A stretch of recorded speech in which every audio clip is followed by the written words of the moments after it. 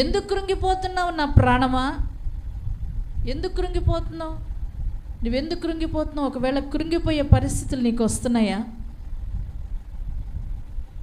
దుఃఖపడే పరిస్థితులు నీకు వస్తూ ఉన్నాయా?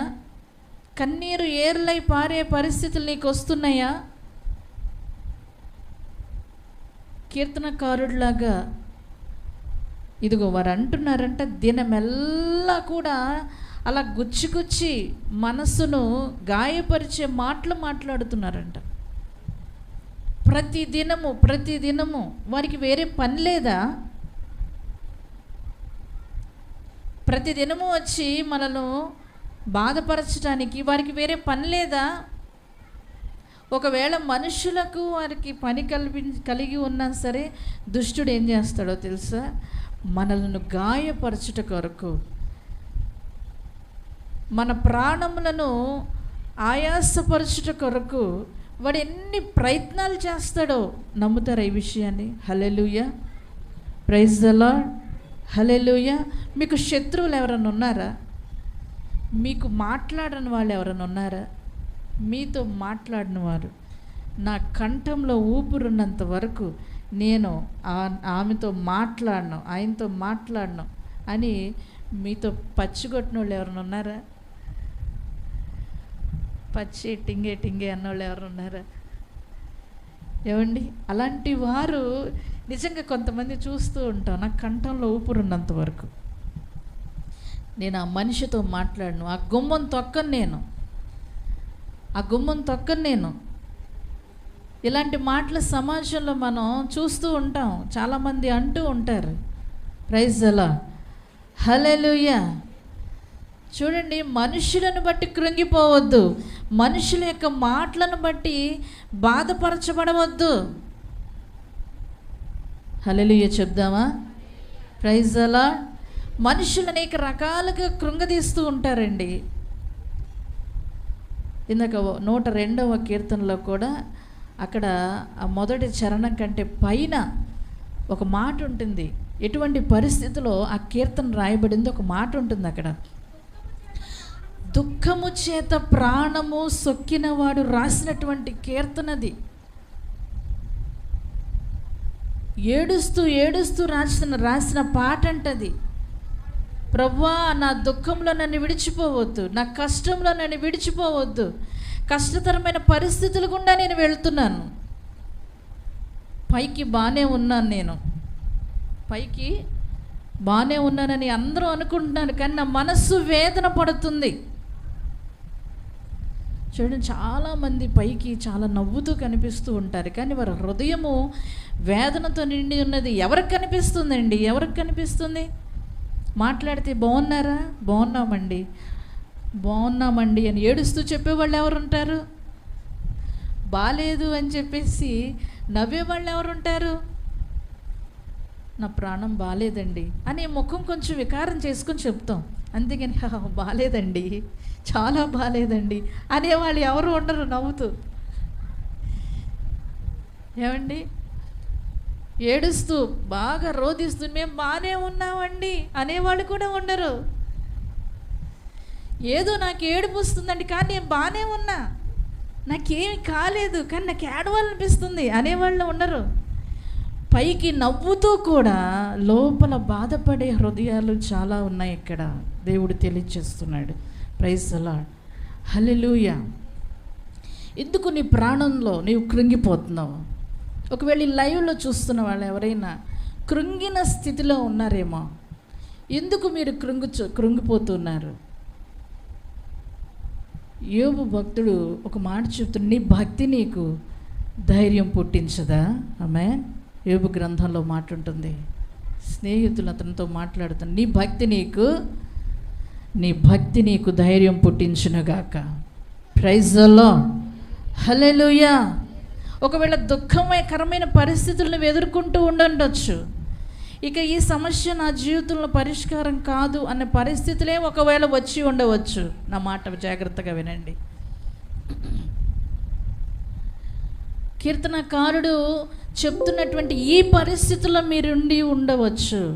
నా ప్రాణమా, ఎందుకు కృంగిపోతున్నావు?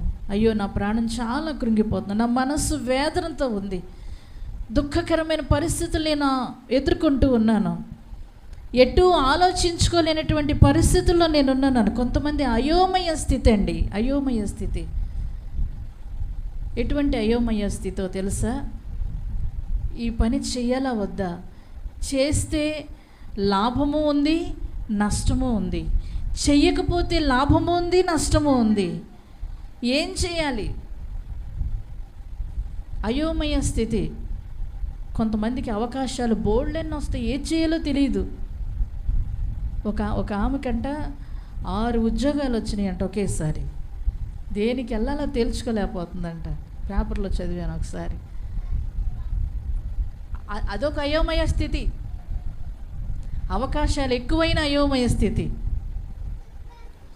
చూడండి, మనం ఎదుర్కొంటున్న పరిస్థితులు, ఏం చేయాలో దిక్కు తోచని పరిస్థితులు ఎదుర్కొంటున్న వారు కూడా ఉంటూ ఉన్నారు. వారు ఏమనుకుంటారో తెలుస్తా, ఏం చేయాలి, ఏం చేయాలి, ఈ పరిస్థితుల గుండా ఎలా వెళ్ళాలి?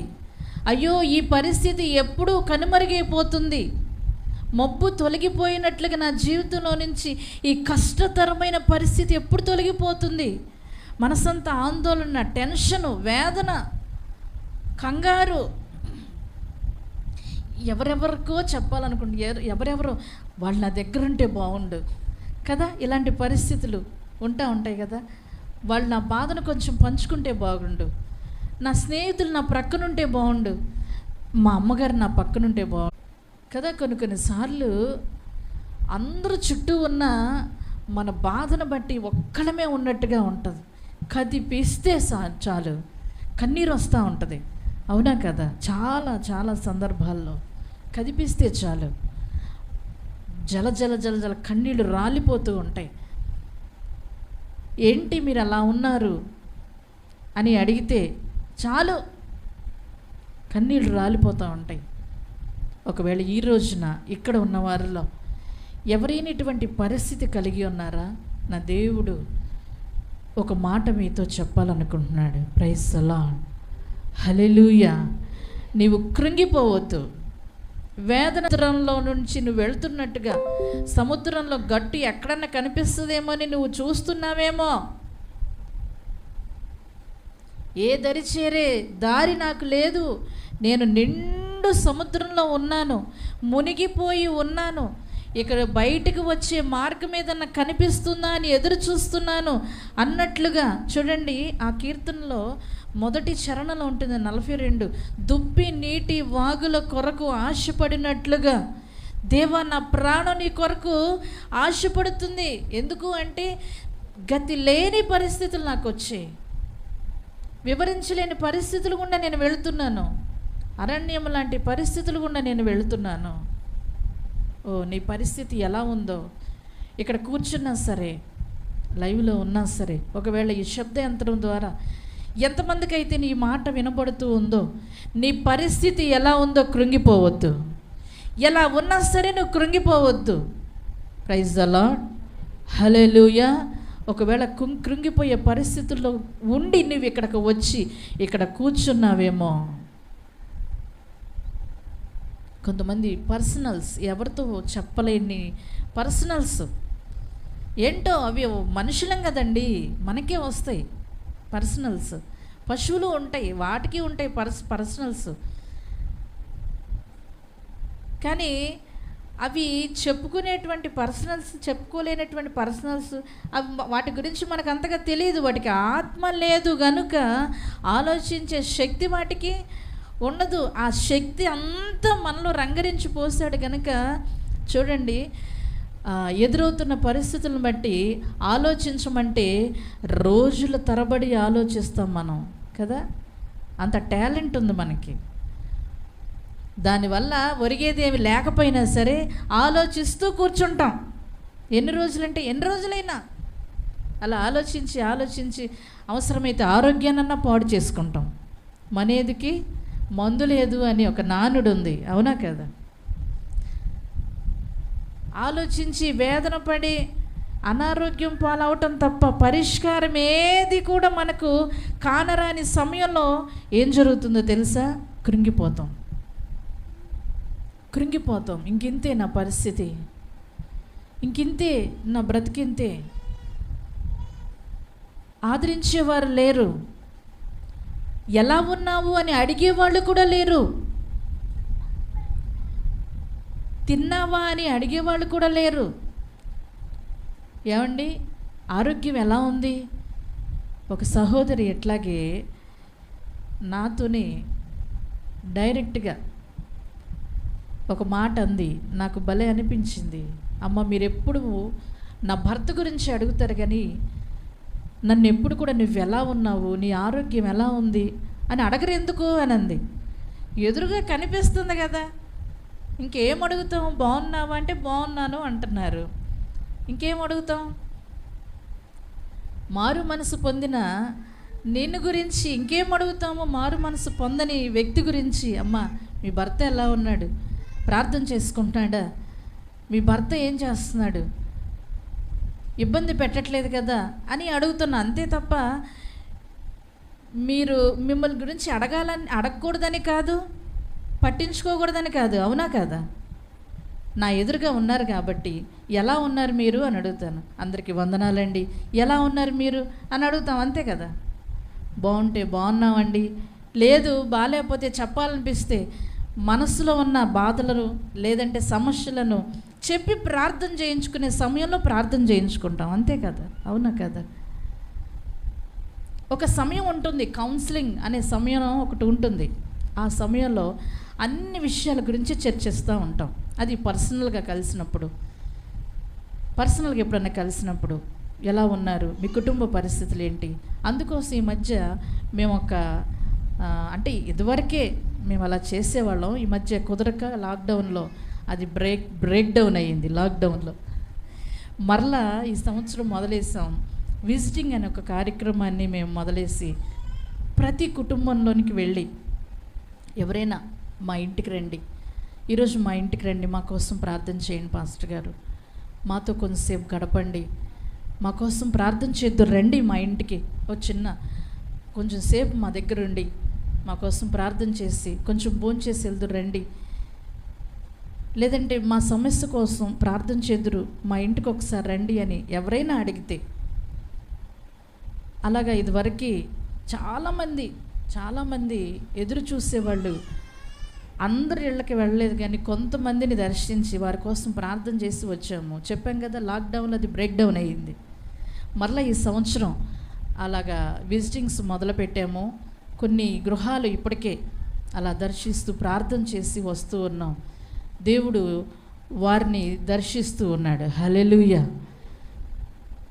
మీలో కూడా ఎవరైనా మా ఇంటికి రండి, మా కోసం ప్రార్థన చేయండి, తప్పకుండా మీ అందరి కోసం ప్రార్థన చేస్తాం, నో డౌట్. మా అనుదిన ప్రార్థనలో ప్రార్థన చేస్తాం.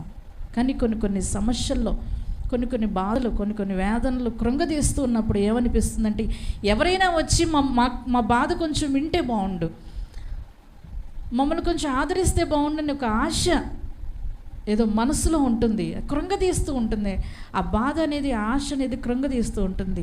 అటువంటి పరిస్థితుల్లో మీలో ఎవరికైనా అలా ఆశ ఉంటే తప్పకుండా తెలియచేయండి, మీ వద్దకు వస్తాము, ప్రార్థన చేస్తాం. హల్లెలూయా, ప్రైజ్ ది లార్డ్. ఒకవేళ ఇటువంటి పరిస్థితుల్లో కృంగిపోతున్న హృదయం నీకుందా? దేవుడు మాట్లాడుతూ ఉన్నాడు.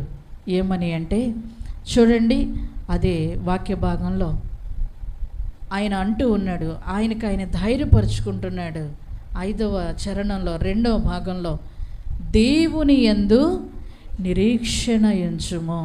ఓ బాధపడుతున్న మనసా, కృంగిపోతున్న ఓ హృదయమా, దేవుడు నీతో మాట్లాడుతున్నాడు. ఇప్పుడు నేను మనుషులతో కాదు, మీ హృదయాలతో మాట్లాడుతున్నాను. ఆమేన్, హల్లెలూయా. హృదయాంతరంగాలను పరిశీలించువాడు దేవుడే. పైకి మామూలుగా కనిపిస్తున్నాము అనుకుంటున్నారేమో కానీ చెప్పాను కదా, వేదన పడుతున్న హృదయాలు ఇక్కడ ఉన్నాయి.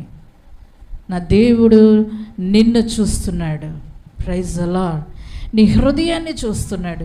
కృంగిపోయిన నీతో మాట్లాడుతూ ఉన్నాడు. వేదన చెందుతున్న నీతో ముచ్చటించాలని నేను ఆశపడుతున్నాడు. హల్లెలూయా. కృంగిపోతున్నావా? బాధపడుతున్నావా? దిగులు చెందవద్దు, ఆయాసపరుచుకోవద్దు, సొక్కిపోవద్దు, నీ హృదయాన్ని వేదనకు గురి చేసుకోవద్దు.